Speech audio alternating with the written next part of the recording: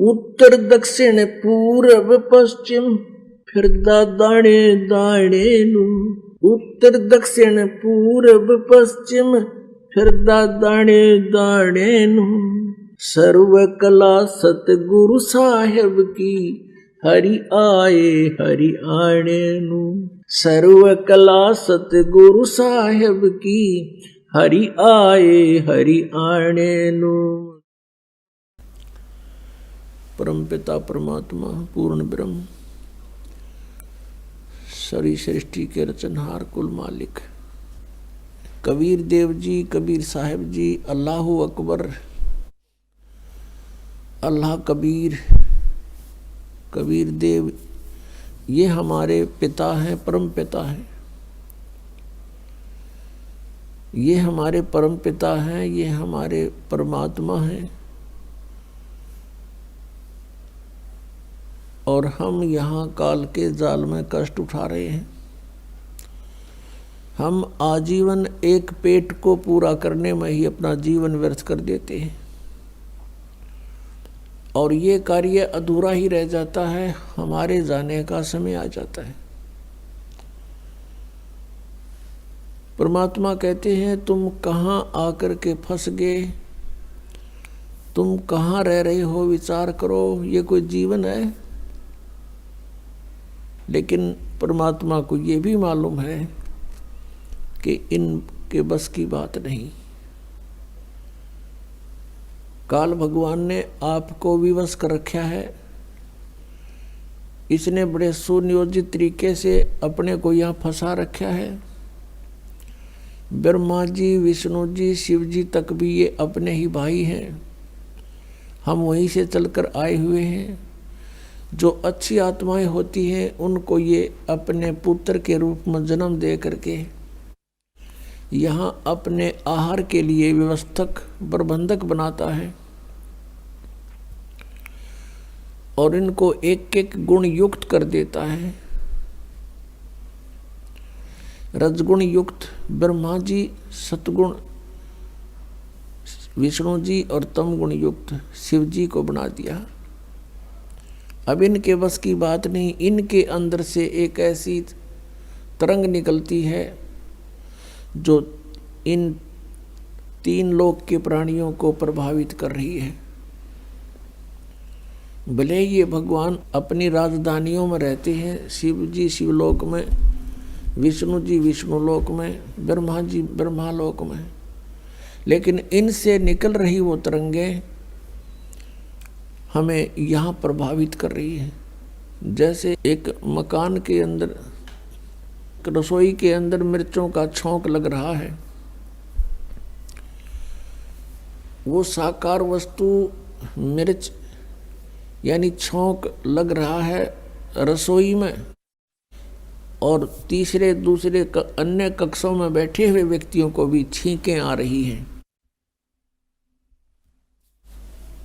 इस प्रकार उन चीखों को रोकना भी जीव के बस का नहीं।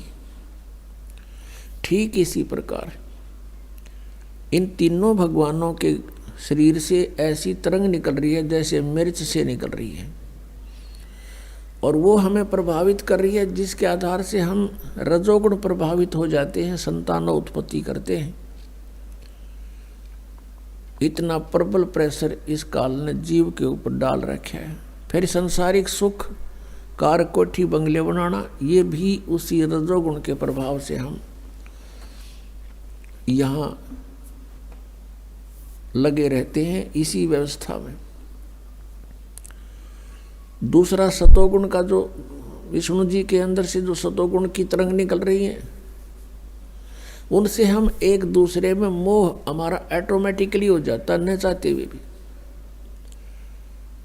और इतना प्रबल हो जाता है कि हमारे बस की बात नहीं, हम संतान या संपत्ति से मोह हटा लें।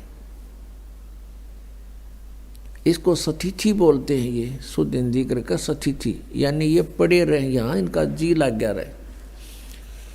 और तीसरे का आपने पता ही है, भगवान शिव जी तो कल्याण करते हैं, शंकर जी के अंदर से निकल रही तरंग ये हमें क्रोधित करती है। ना जाने छोटी सी बात पर तू मैं और भयंकर युद्ध का रूप धारण कर लेती है, न जाने कितने प्राणी मर जाते हैं। तो परमात्मा को मालूम है कि ये विवश कर रखे हैं, इतना समय नहीं छोड़ रखा है इस काल ने कि कभी ये सोच ले भगवान के बारे में। यदि कहीं जाते भी हैं किसी स्थान पर तो रास्ते में भी और आते जाते भी, और वहाँ 10 मिनट बेशक थोड़ा बहुत जिस पूजा में गए हैं 2-4 मिनट ध्यान लग जाना, तो फिर भी ध्यान उस बार ये व्यवस्था में रहता है।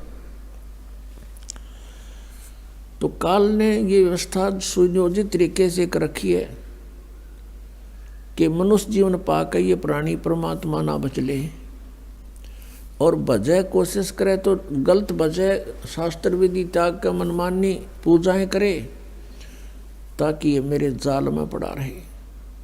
वो दयालु परमात्मा आते हैं जिनको हम छोड़कर आगे थे अपनी नालायकी थे,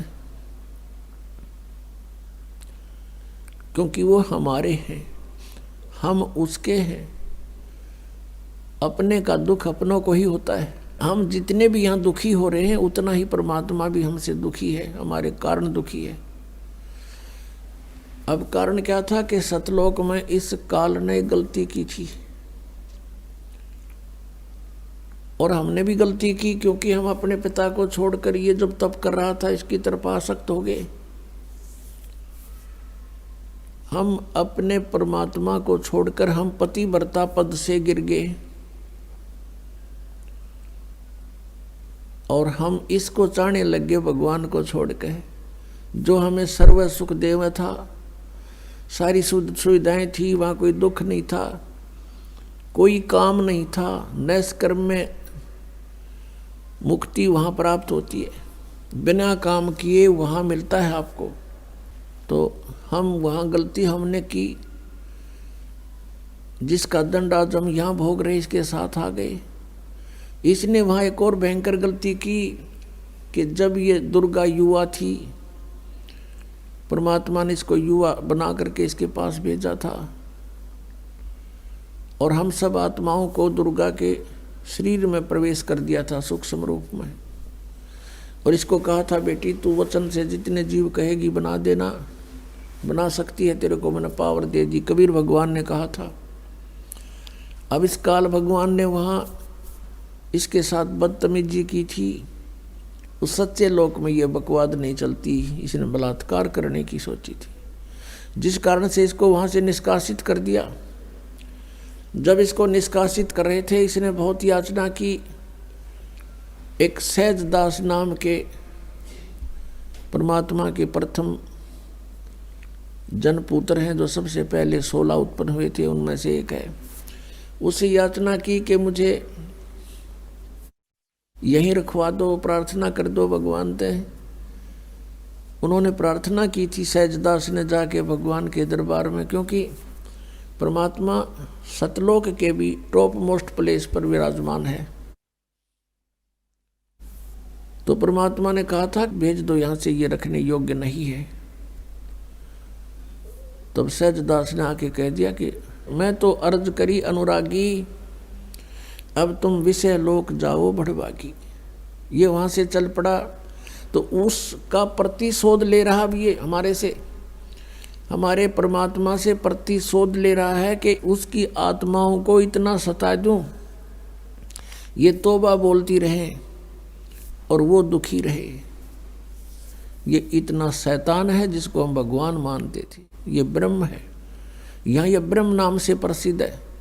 जैसे गीता जी अध्याय नंबर 15 के श्लोक नंबर 16 और 17 में 3 पुरुष बताए, 3 प्रभु, एक सरपुरुष एक अक्षर पुरुष।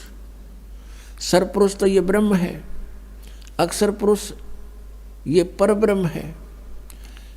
संतों की वाणी में एक पारब्रह्म शब्द है, वो पारब्रह्म परब्रह्म के लिए नहीं, पार माने सबसे पार, सबसे लास्ट वाला, टॉप मोस्ट, यानी सुप्रीम गॉड।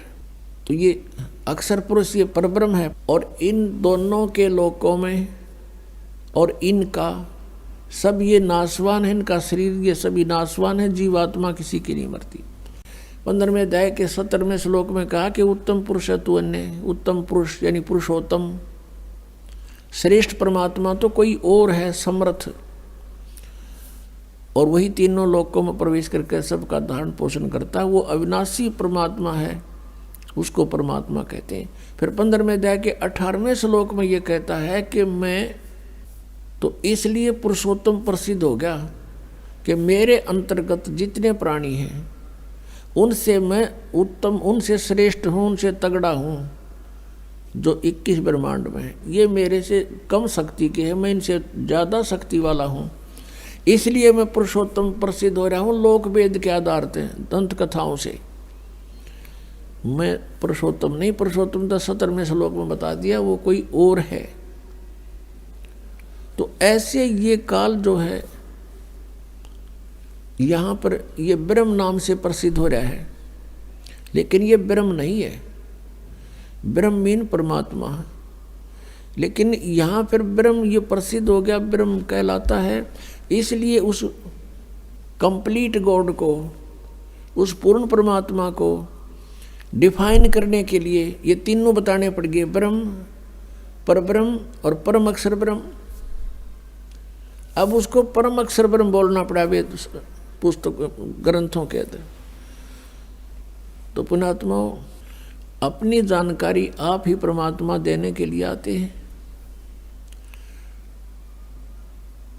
और परमेश्वर ने बताया था कि वेद मेरा भेद है, मैं ना वेदन के माही, और जौन वेद से मैं मिलूं ये वेद जानते नहीं।